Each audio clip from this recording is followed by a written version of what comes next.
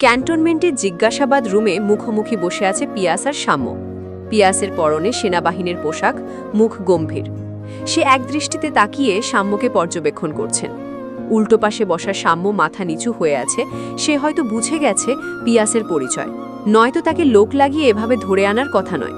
সে তো একজন ব্যক্তিকে ছাড়া আর কাউকে তার সাথে ঘটা ঘটনার ব্যাপারটা বলেনি। জিজ্ঞাসাবাদ রুমে অস্বাভাবিক নিস্তব্ধতা ঘিরে ধরেছে। নীরবতা ভেঙে পিয়াস বলে ওঠে, পরিচয় দাও তোমার, একবারে সম্পূর্ণ পরিচয় দেবে, বারবার যেন জিজ্ঞাসা না করতে হয়। আচমকা পিয়াসের গম্ভীর কণ্ঠস্বর শুনে সাম্য একটু চমকে ওঠে। একবার ধরা পড়েছেই তাহলে আর মিথ্যে বলে লাভ নেই, বরং সত্যি বলে যদি সাহায্য পাওয়া যায় সেটাই ভালো হবে। সাম্য একটা বড় করে শ্বাস ফেলে মাথা তুলে তাকায়, বলে ওঠে, শাহরিয়ার সাম্য, বাবা মা নেই, নিজের বলতে একটা ছোট বোন ছিল। এই পাচারকারী দলের সাথে কবে থেকে সম্পৃক্ত? এখন পর্যন্ত কতগুলো মেয়ের সাথে এমন ভালোবাসার নাটক করে পাচার করেছ? একটাও না। সাম্যর কাটকাট উত্তর। সে ধরা খেয়ে বসে আছে, তবুও এক বিন্দুও ভয় পাচ্ছে না। পিয়াসের টিম ইতিমধ্যে সাম্যর ব্যাপারে সকল খবর নিয়ে ফেলেছে। তবুও একটু যাচাই করার জন্য কিছু প্রশ্ন করা হয়। সাম্য সব ঠিক ঠিক উত্তর দিলে এবার পিয়াস একটু নরম হয়। স্বাভাবিক স্বরে বলে ওঠে, তোমার কেন মনে হলো তারা তোমায় যে অফার দিয়েছে তা তারা রক্ষা করবে? মানে, ওরা তোমার বোনকে ফেরত দেবে না, উল্টো তোমার সাহায্য নিয়ে আরও একজন মেয়েকে নিজেদের জালে ফাঁসাবে। সাম্য মাথা নামিয়ে নীরবে চোখের জল ফেলে। এই কথাটা তো সে নিজেও বুঝে গিয়েছে। সে ধরেই নিয়েছে বোনকে আর পাবে না। তার চোখের জল ফেলা ছাড়া বলার মতো কিছুই আর নেই। পিয়াজ পুনরায় বলে ওঠে, ওদের সাথে তোমার লাস্ট কবে যোগাযোগ হয়েছে? বোনের সাথে কথা বলিয়েছে? এই পর্যায়ে সাম্য ইমোশনাল হয়ে যায়। তার কণ্ঠ কেঁপে ওঠে। সে কাঁপা কণ্ঠে বলে ওঠে, 3 দিন আগে আমার দিয়ার সাথে কথা বলতে চেয়েছিলাম, দেয়নি ওরে। স্যার, আমার বোনটা এখনো বড্ড ছোট্ট, বাচ্চা মানুষ তো, কৌতূহল বেশি, আর এভাবেই বোনটা আমার বিপদে পড়ে গেল। সাম্যর কথা শুনে পিয়াসের চোখের সামনে ইরিনের চেহারা ভেসে ওঠে। তার বোনটাও তো বড্ড বাচ্চা, অনেক বোকা। সাম্যকে কাঁদতে দেখে পিয়াসের বেশ খারাপ লাগে, তবে তার প্রফেশনে ইমোশনাল হতে হয় না, নিজেকে কঠোর রেখে কাজ করে যেতে হয়। পিয়াস এক অফিসারকে বলে সাম্যর সাথে যোগাযোগ করা ব্যক্তিটার নাম্বার ট্রেস করতে। তখনই আরেকজন অফিসার পিয়াসের কাছে আসে, এসে জানায়, দক্ষিণের জঙ্গলের ধারে একটা অজ্ঞাত পরিচয়ের মরদেহ পড়ে আছে। কার দেহ সেটা এখনো শনাক্ত করা যায়নি, হয়তো মিসিং পার্সনদের কারো হতে পারে। অফিসারের বলা কথাটা সাম্যর কানেও ভেসে আসে। সে আতকে ওঠে, কোনোভাবে এটা তার বোন নয় তো? সাম্যকে পাগলামো করতে দেখে পিয়াস তাকে থামতে বলে। পরিচয় শনাক্ত না হওয়া পর্যন্ত কোনো কিছুই নিশ্চিতভাবে বলা যাবে না। পিয়াস জিজ্ঞাসাবাদ রুম থেকে বেরিয়ে যায়। সাম্যর মুখোমুখি থাকা তার জন্যেও কষ্টকর হয়ে পড়ছে। বোনের জন্য ছেলেটার আহাজার তার কানে কাঁটার মতো বিঁধছে। বেশ কিছু সময় পর আরেকজন অফিসার এসে জানায়, এখনও লাশের পরিচয় শনাক্ত হয়নি, তবে কিছু পার্সোনাল আইটেম পাওয়া গেছে। যেহেতু সাম্যর বোনও মিসিং, তাই বডি শনাক্ত করতে সাম্যরও ডিএনএ স্যাম্পল নিয়ে চেক করা হবে। তারপর না মিললে বাকি মিসিং সদস্যদের সাথে যোগাযোগ করা হবে। গান পয়েন্টে থাকা লোকটি থরথর করে কাঁপছে। সে মস্ত বড় ভুল করে ফেলেছে। ভুলের শাস্তিস্বরূপ সে এখন মৃত্যুর দ্বারপ্রান্তে পৌঁছে গেছে। বল, কেন মারলি মেয়েটাকে? তোকে পাঠিয়েছি যে কাজে, সেটা না করে উল্টো ক্ষতি করলি কেন? লোকটি কাঁপা কণ্ঠে বলে, বস, ভুল হয়ে গেছে, মাফ করে দেন, আর এমন ভুল করতাম না। করার সুযোগ পেলে তো করবি। এই রহিম, এটার পরিবারে কে কে আছে রে? পাশ থেকে রহিম উত্তর দেয়, বস, এর বউ আর বুড়া মা আছে। লোকটি ভয় পেয়ে বলে ওঠে, বস বস, ওদের ছায়রা দেন, আমি ভুল করছি, আমি মাইয়াটারে লইয়া ফুর্তি করছি, আমারে শাস্তি দেন, আমার মা বউরে কিচ্ছু করেন না। বস নামক লোকটি শব্দ করে হেসে বলে, তোর ভুলের শাস্তি এখন তোর পুরো পরিবার পাবে। তোকে তো মরতেই হবে, সাথে তোর ভুলের জন্য তোর বউকে এখন কাজে লাগাবো, আর তোরা না থাকলে বুড়ি তো এমনিই মরে যাবে। এই রহিম, যা, এটার বউকে তুলে আনার ব্যবস্থা কর। আমার যে ক্ষতি করার চেষ্টা করবে তাকে আমি পুরো পরিবার সহ ধ্বংস করে দেব। সাথে সাথে গুলির আওয়াজ ভেসে আসে, আর গান পয়েন্টে থাকা লোকটির নিথর দেহ মাটিতে লুটিয়ে পড়ে। তা দেখে রহিম একটু শুকনো ঢোক গিলে।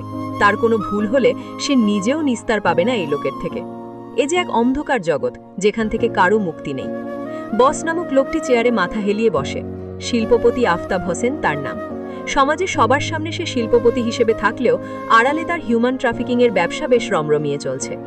বেশ কয়েক বছর ধরে তার এই ব্যবসা চলমান, কখনো কোনো সমস্যা হয়নি। তবে এইবার নিজের দলের কয়েকটার জন্য ব্যবসায় ক্ষতি হচ্ছে। এই রহিমের তো আর টাইম বেশি নেই। কাজ শেষ হলে একেও দুনিয়া থেকে বিদায় করে দেওয়া হবে। বর্তমানে তার ডিল হয়েছে এক রাশিয়ান মাফিয়ার সাথে, যোগাযোগটা হয়েছে আরেকটা সংগঠনের মাধ্যমে। তাই এইবারের ডিলটা খুবই গুরুত্বপূর্ণ। সঠিক সময় মেয়েগুলোকে না পাঠালে তাকেও বিপদে পড়তে হবে। এই রাশিয়ান মাফিয়াকে এখনো সে দেখেনি, কেউই দেখেনি বলা যায়। তবে বসকে দেখা নিয়ে আফতাবের কোনো মাথা ব্যথা নেই। তার কাজ একটাই, সে তার কাজ সারবে আর সময় মতো তার টাকা পেয়ে যাবে। বাসায় ফিরে ক্লান্ত শরীর নিয়ে পিয়াস শুয়ে পড়ে। ফিরতে ফিরতে বেশ রাত হয়ে গেছে। ক্যান্টনমেন্টে মিটিংয়ে দেরি হয়ে গেল। সাম্যর থেকে পাওয়া ইনফরমেশন নিয়ে আলোচনায় বসেছিল। তার সাথে এবারের মিশনে আরও 3 জন মেজর ও তাদের টিমেরা কাজ করবে, তাই সবাই মিলেই আলোচনায় বসেছিল। তাই এতটা দেরি হয়ে গেছে। এখন বিছানায় শুয়ে থাকা পিয়াসের ক্লান্ত শরীর আশেপাশে শুধু প্রিয়াকে খুঁজছে। মেয়েটা এই কয়েকদিনে তার অভ্যাসে পরিণত হয়ে গেছে। আজ মেয়েটা পাশে থাকলে নিশ্চয়ই তার মাথায় হাত বুলিয়ে দিত, আর সেও আরামে প্রিয়ার বুকে মুখ গুজে পড়ে থাকত। চারপাশে হাতিয়ে সে তার ফোনটা হাতে নেয়। দেখে রাত প্রায় 2টো বেজে গেছে।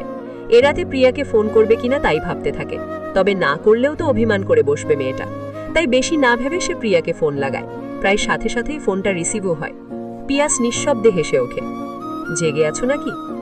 অভ্যেস হয়ে গেছে। আপনি কি মাত্রই বসায় আসলেন? এসেই তোমাকে কল দিলাম। ফ্রেশ হয়ে খেয়ে নিন। দুপুরে রান্না করে রেখেছিলেন তো? মিস করছি তোমাকে। প্রিয়া চুপ করে যায়। একটু অভিমানী কণ্ঠে বলে, আমি একটুও করছি না। পিয়াস এবার শব্দ করে হেসে ফেলে। তাই নাকি? মিথ্যে বলেছ কেন? আমি মিথ্যে বলি না। আচ্ছা, বিশ্বাস করলাম। বাসার সবাই কেমন আছে? তুবা? ভালোই আছে সবাই। একটা খবর জানলাম আজকে। কি খবর? আপনিও বোধহয় দেখেছিলেন, ইরিন ইমনের জন্মদিনে তাদের আরও একটা বান্ধবী উপস্থিত ছিল না, শুভা? ও মিসিং। আজকে নাকি পরিবার কলেজে এসেছিল। সন্ধে ফোন করেছিলাম আপনাদের বাসায়, তখন ইরিন বলল এটা। পিয়াজ সবটা শোনে, তারপর বলে, সাবধানে থেকো তোমরা। তুবাকেও সাবধানে থাকতে বলবে। আর ইরিন ইমনকেও আমি বলে দেব। দিনকাল ঠিক নেই, বুঝলে? তোমাদের কিছু হলে আমিও শান্তি পাবো না। এখন নিজের ভালোটা নিজেকেই বুঝতে হবে।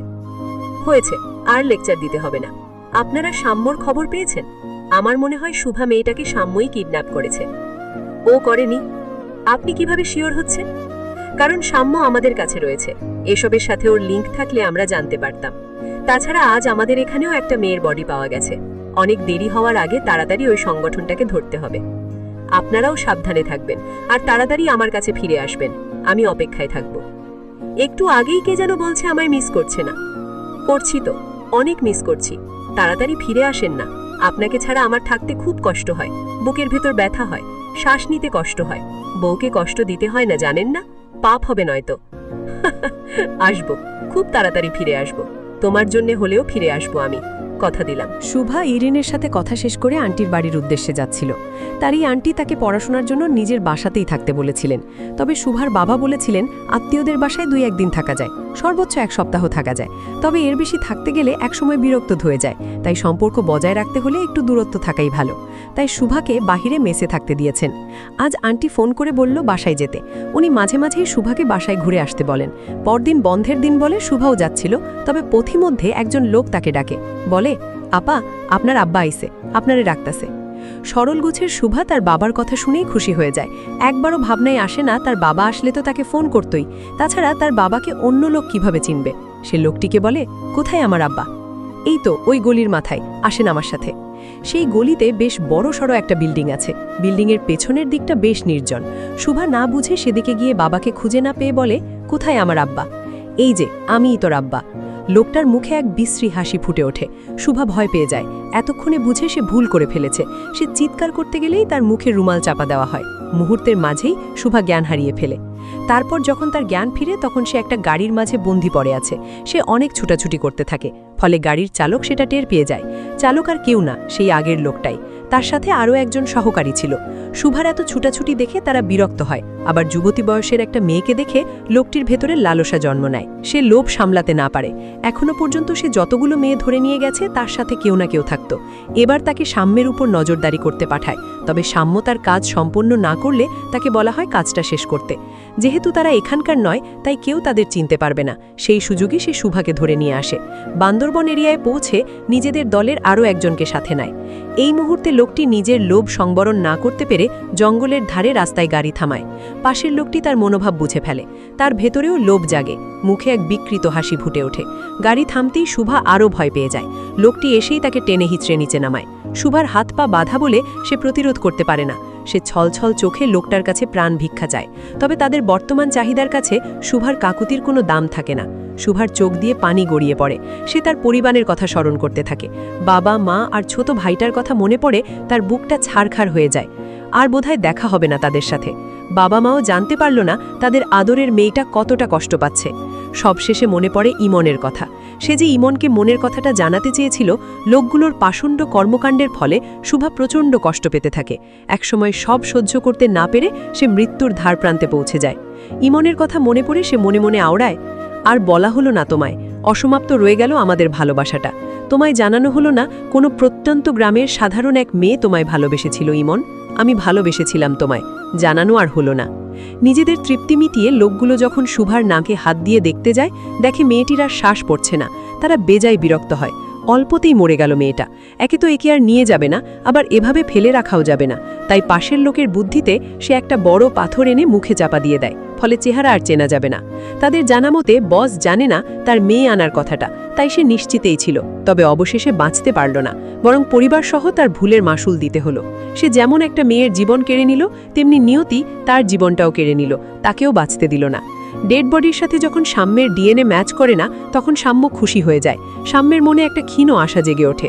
তার বোন নিশ্চয়ই বেঁচে আছে, ওই লোকগুলোর কাছে থাকলেও বেঁচে আছে। মৃতদেহটির চেহারা বোঝা যাচ্ছিল না, তাই চেহারা দেখেও আগে কিছু বোঝা যায়নি। সে দ্রুত পিয়াসের কাছে যায়। এখানে আসার পর থেকে পিয়ারের কাছেই তার জিজ্ঞাসাবাদ চলেছিল।